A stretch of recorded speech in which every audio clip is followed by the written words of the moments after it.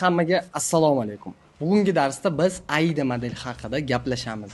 AIDA modeli bu marketingda ko'p ishlatiladigan usul.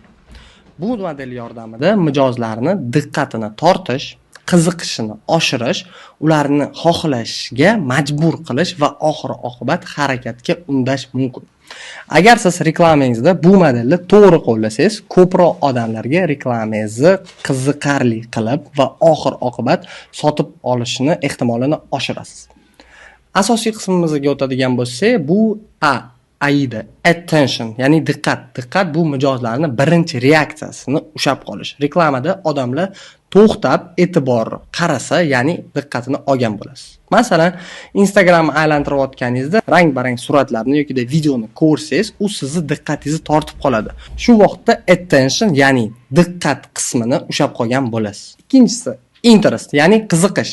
Diqqatni tortib bo'lganingizdan keyin mijozlarni qiziqtirib ushlab qolish kerak. Qiziqish qismi reklama kontentida qo'shimcha ma'lumot yoki mijozga kerakli narsalarni ko'rsatib, ularni mahsulot haqida o'ylantirishga majbur qilasiz.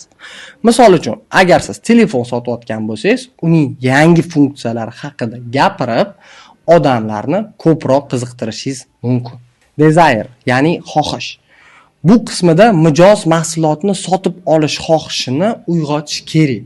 Masalan, bu telefon yordamida siz eng sifatli suratlar olishingiz mumkin deb aytsangiz bo'ladi. Odamga bu telefonga ega bo'lish xohishi paydo bo'ladi. Ya'ni desire, xohishini uyg'otsangiz bo'ladi. Va oxirgimiz action, ya'ni harakat. Oxirgi bosqich bu harakatimiz. Bu yerda reklama mijozni aniq harakatga undash kerak. Masalan, hozirroq sotib oling, biz bilan bog'laning.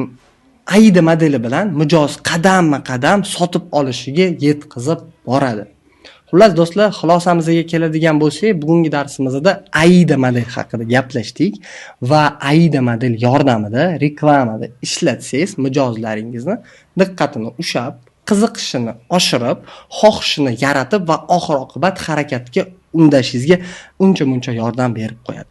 Do'stlar, nima sababli targetologlarga bu bilim kerak? Chunki ertaga kreativlarni, ya'ni video yoki foto formatlarini ishlatganingizda aynan ularni yaratishingiz AIDA modeldan iborat bo'lishi kerak. E'tiboringiz uchun rahmat do'stlar, keyingi darsda ko'rishguncha.